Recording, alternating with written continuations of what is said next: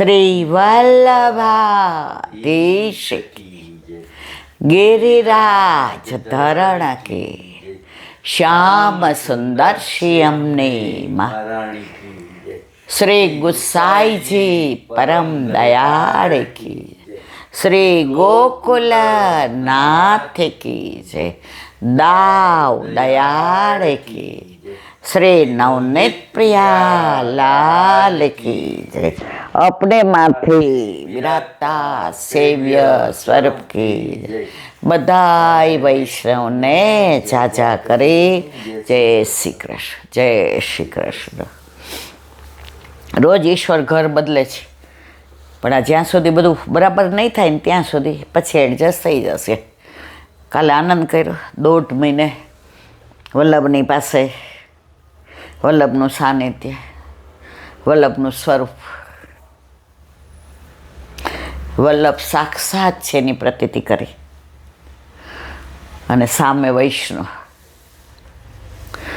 1.5 महीनो तो एवुं थतुं हतुं के कोई अंदामान निकोबाરની જેલમાં નાખી દીધી હોય તેવું। ઈચ્છા હોવા છતાં ના જઈ શકીએ। ઘરમાં ગમતું ના હોય તો આપણું ધાર્યું ના કરે। આપણી જિંદગીની એક પળ પણ આપણા હાથમાં કે આપણા બસમાં નથી અને છતાંય પાછા આપણે કહીએ મેં આ પ્રમાણે પ્લાન કર્યો છે એટલે કર તારું પ્લાન। કાઠિયાવાડમાં કહેવત છે ધાયરું ધણીનું થાય આયદરા અધવચરે। આ કાઠિયાવાડી ભાષા છે। ધાર્યું ધણીનું થાય આયદરા અધવચરી। આયદરા એટલે શરૂ કરેલું। ઘણીવાર એવા પ્લાન કરીને બેઠા હોય ને અધવચ્ચે પ્લાન તમારો પડી ભાંગે। કેમ? તમારા પ્લાન પ્રમાણે પ્રભુ ચાલતા નથી। પ્રભુના પ્લાન પ્રમાણે આપણે ચાલીએ છીએ। ખબર છે ઘણા આપણને એમ કે હવે તમારો સ્લૂપ ઓલા જોબમાંથી વોલેન્ટરે લીધું હવે બહુ વહેલું લઈ લીધું ને ઓલો પગાર પહોંચ ને બધા સમજાવવા। તો એક જણ મને પૂછ્યું વોટ યોર પ્લાન? મનમાં કીધું મારો કોઈ પ્લાન નથી। જો મારો પ્લાન નહોતો તો મારા પ્રભુએ મારા માટે કેવો સરસ પ્લાન બનાવ્યો। આજે તમે જે ચિત્રકાર હોય જે ગોલ્ડ મેડાલિસ્ટ હોય કે જે આમ હોનહાર ચિત્રકાર એવો હતો કે ઘોડા ઉપર જતો હોય ને અને કોઈ જોઈ જાય ને તો આમ પીછીથી ને કલર નાખે ને તો એના જેવું ચિત્ર દો એવો મોટો ચિત્રકાર હતો। તો એવા ચિત્રકારને બનાવવાવાળો આ ચિત્રકાર કેવો? તો આપણા માટે જે પ્લાન બનાવે ને એના જેવો કોઈ ઉત્તમ નહીં। ઓચિંતાનો 1.5 મહિનો ઘર માર્યા એ પ્લાન હતો આપણો। 2025માં આપણે સંકલ્પ કર્યો તો ઈલાબેન તમારે 1.5 મહિનો ઘરમાં રહેવાનું। હજી ઘણા મન સલાહ દી હજી તમારા પટ્ટી છે નો બહાર નીકળાય। મેં કીધું જેણે પ્લાન કર્યો છે ને એ જાણે, મારે આમાં કાંઈ જોવાનું નથી। એવી જ એક વાત કે શ્રદ્ધા અને ભક્તિ, તમારો વિશ્વાસ પ્રભુ પરનો દ્રઢ હોવો જોઈએ। દ્રઢતા કેવી? આજે મારી 70 વર્ષની ઉંમરમાં હવે બધાને ખબર છે કે 11 હોલમાં જોઈએ અને હોલમાંથી ને પછી મંદિરે ઘણાય મળવા આવ્યા હોય એટલે થોડી વાર ત્યાં જઈએ, કોઈની ખબર કાઢવાનું હોય આ તે, એટલે એ દિવસે આપણું બધું લૌકિક અલૌકિક થઈ જાય અને 8:30 વાગે એટલે હોલમાં જવાનું અને 10:30 11 ઘરે આવવાનું। દરિયાપુરથી 6 વૈષ્ણવ આવ્યા। કેટલા? એમાં 3 દેરાણી જેઠાણી, એકની દીકરી સુવાવડ કરવા આવી હતી, એની દીકરી 3 મહિનાની અને બીજી એની ભાભી, એને એક દીકરી। હવે આવી ગયા 5 વાગે, ફોન કે તમારો ફોન નંબર નહોતો. અમને ખબર હતી ગોપાલધામની શેરીમાં, એટલે પૂછ્યું, 2 જણને બતાવી દીધો. હવે સગુને કીધું આજે 11 એટલે બાનું કાંઈ નામ, અમે 11 બાનું નામ નરસિંહ મહેતા પાડ્યું છે. અને બાનું પાછું તકલીફ એ કે ફોન ત્યાં સત્સંગમાં 2 ફોન જો એરોપ્લેન મોડમાં હોય ને તો બા પછી એ એરોપ્લેન મોડમાં જ ચાલતા હોય. ઘરે આવે ત્યારે અમે કહીએ, બા તમે શું કરો છો? બા કે આપણને કાંઈ ભાઈ મૂકને પડ. એટલે કીધું કે તમે હોલમાં જાઓ. એ કે હોલમાં ના જઈએ ને ના મળે ને બીજે વયા ગયા હોય તો અમે રાહ જોશું. એટલે સગુને જળ દીધું ને મિશ્રી દીધી ને ઘર ખોલી દીધું, બહાર જાતી હતી. પછી કે તું જા, અમે ત્યાં હિંચકે બધા બેઠા છે. હવે 3 મહિના દીકરી ઓલીને કાચી સુવાવડ, એ દીકરી 22 વર્ષની પરાણે હશે. એટલે 6 વાગે આકાશ આવ્યો. એ કે આજે મમ્મીને કાંઈ નક્કી. એ કે ભાઈ કાંઈ વાંધો નહીં, 12 વાગ્યા સુધી તો આવશે ને. તમે વૈષ્ણવની નિષ્ઠા જુઓ. હવે ઠાકોરજીની કેવી કૃપા કે મારા મોબાઈલમાંથી એરોપ્લેન તમે કાઢી નાખો ગાડી ચલાવતા ચલાવતા. અને સગુનના એટલા મિસ કોલને, આકાશના ને. એ કે અહીંયા વૈષ્ણવ બેઠા છે. એટલે 7 વાગે ખબર કાઢવા જતા હતા, ત્યાંથી ઘરે આવ્યા 7:30. ક્યારના આવ્યા હતા? 5ના. આપણે ક્યારે આવ્યા? 7:30. આવ્યા અને બસ ભેટા વાતો 5 જ મિનિટ. અને હરખના આંસુ આવ્યો. બસ હવે ઈલાબેન, હવે અમે જાય છે, અમારે છેક દરિયાપુર જવાનું, હજી ટ્રાફિક નડે, ઘરે બધું બાકી છે, વહુએ ભેગી આવી છે. એ કે આજે કેટલા મારે પ્લાનની વાત કરે, કેટલા વખતથી પ્લાન કરતા હતા કે રવિવાર છે તો જઈએ. હવે ફોન નંબર નહીં. ઓલી ટેણી 3 મહિનાની એ મારે ખોળામાં દીધી તો એવા ઘૂઘવાટા કરે ને હશે ને. એટલે તરત ઓલી દીકરી બોલી, એ કે ઈલા આંટી મેં નક્કી કર્યું હતું કે અહીંયા આવ્યા પછી જ મને તેડવા આવશે, જે રવિવાર તેડવા આવવાના છે. વૈષ્ણવ પ્રત્યેની આ નિષ્ઠા જે મેં કાલે જોઈ. પછી આગ્રહ કર્યો કે ભાઈ આજે 11 છે તો કે નહીં, ઘરે જઈને આટલા બધા વસ્તારીનું રસોઈ નાન તેને હજી દરિયાપુર અમે આટલા જણા છીએ એટલે 2 રિક્ષાએ હારે મળવી જોઈએ કે ઉબરમાં આટલા બધા ના લઈ, અને બસમાં તો અત્યારે ગીરદી હોય. આવા અને બધાય પાછા સખડી ધરે, બહારનું નહીં લેવાનું.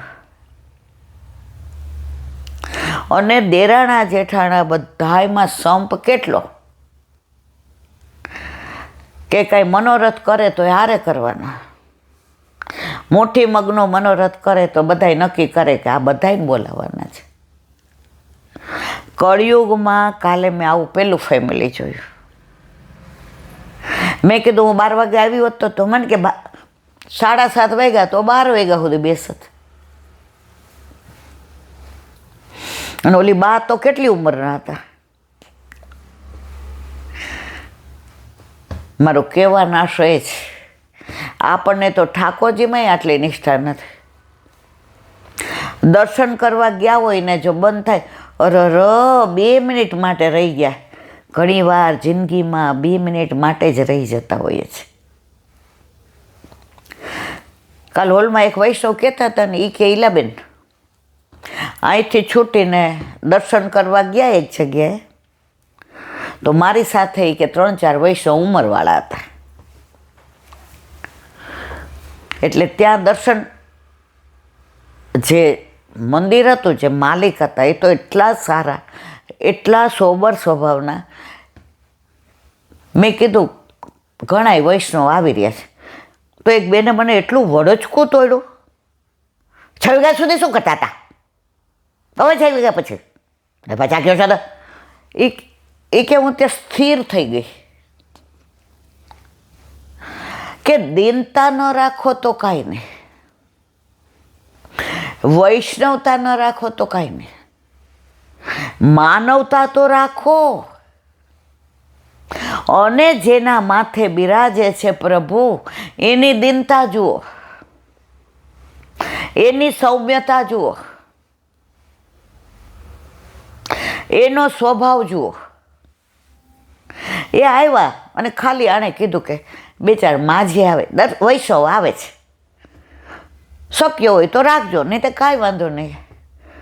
ઓલા બિચારા પગથિયા ચડે, ચંપલ કાઢે, કોક હાથ પકડે, એટલી એમાં તો જે ઓલા બેને એનું અપમાન કરી નાખ્યું. એ કે મારા પગ ભારે થઈ ગયા. એટલે આંટી મને એમ થયું આમ જાઉં કે આમ જાઉં. એમાં મેં તો મારા માટે કહ્યું નહોતું, મેં જોયું ઓલા વૈષ્ણવે મને કીધું કે બેન છે જે કરજે ને, આજ મોટી 11 છે ને, દર્શન થઈ જાય. દર્શન બધાને થયા. પ્રભુ તો બધા માટે કૃપાળુ છે. જો કાલે ઓલા 2.5 કલાક રાહ જોઈ, વૈષ્ણવની દીનતા જુઓ, અને મંદિરમાં હાવ હાવ કરીને વાતાવરણ બગાડી નાખે, એની દીનતા જુઓ તમે. કળિયુગમાં ક્યાંય દૂર જોવા જવું જ નથી પડતું. જ્યાં જુઓ ત્યાં તમને કળિયુગના દર્શન થયા વિના રહેતા નથી. મારી જગ્યા, હું કહું એમ કરો, હું કહું એ જ અહીંયા બેસે. આપણે ઉપર જાશું ને ત્યારે હું નહીં આવે, હરી હારે આવશે. અને આમાં હરી નો રહ્યો મારા વાલા. હું છે ત્યાં હરી નહીં, અને હરી છે ત્યાં હું નહીં. પ્રેમ ગલી અતિ સાંકરી, તામે દો ન સમાય. હવે ઓલા લોકોને દર્શન થયા કેવા રાજી થઈ ગયા. એટલે મેં પછી પેલા બેનને કહ્યું, મેં તો ભલે તને દબડાવી, તારું અપમાન કર્યું, પણ દર્શન થઈ ગયા ને બધાને. મને કે હા. મેં તો આપણી દીનતાએ. બાકી અત્યારે દરેક જગ્યાએ આ બધું ચાલી જ રહ્યું છે. મારા વાલા પૈસાથી ઠાકોરજી ખરીદાતા હોય ને તો ધીરુભાઈ અંબાણી ભેગા લઈ ગયા હોય શ્રીજી બાવન. તમારો ભાવ જોઈએ. એક અંગ્રેજ આવ્યો, એટલે આમ બંદૂક લગાવીને આમ હેટ બેટ પહેરેલીને ઘોડા ઉપર તબડીક. તો વ્રજમાં એક સંત હતા, માળા ફેરવતા હતા. રાધે રાધે રાધે રાધે રાધે રાધે રાધે રાધે. એનો અવાજ એટલો સરસ, મીઠો, મધુરો.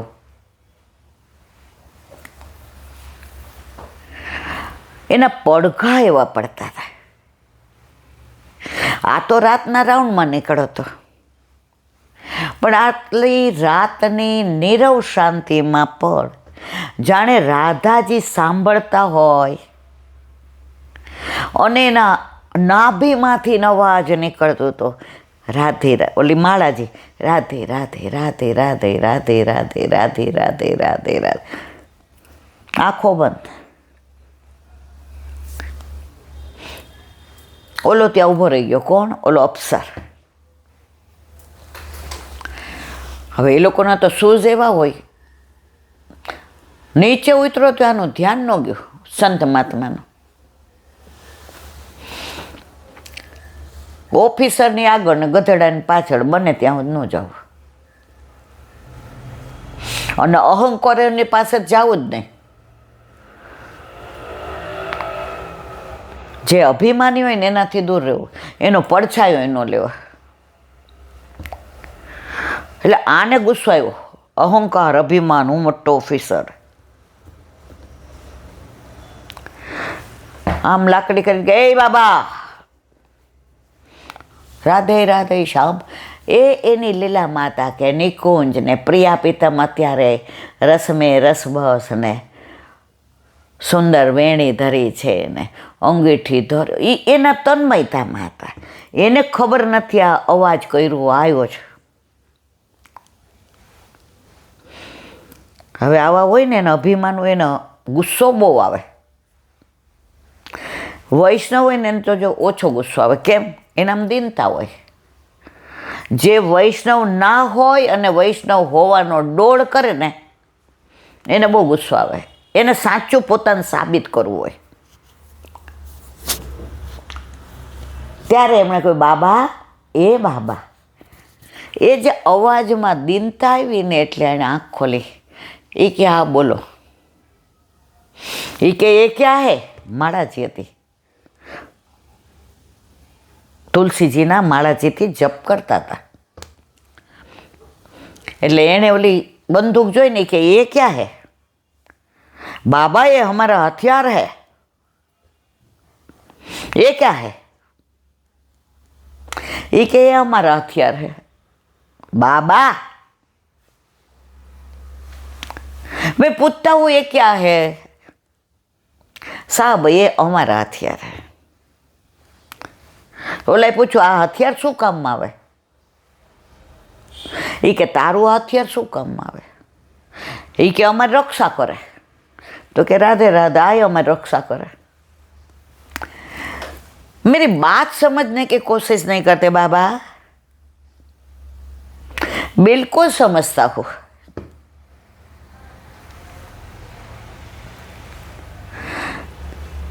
ये कि ये क्या कर सकता है हथियार? ये कि ये हथियार क्या कर सकता है? बोला ना एवी दवा छोड़े ना. तो सामे वृक्ष पर એક પક્ષી સૂતું હતું.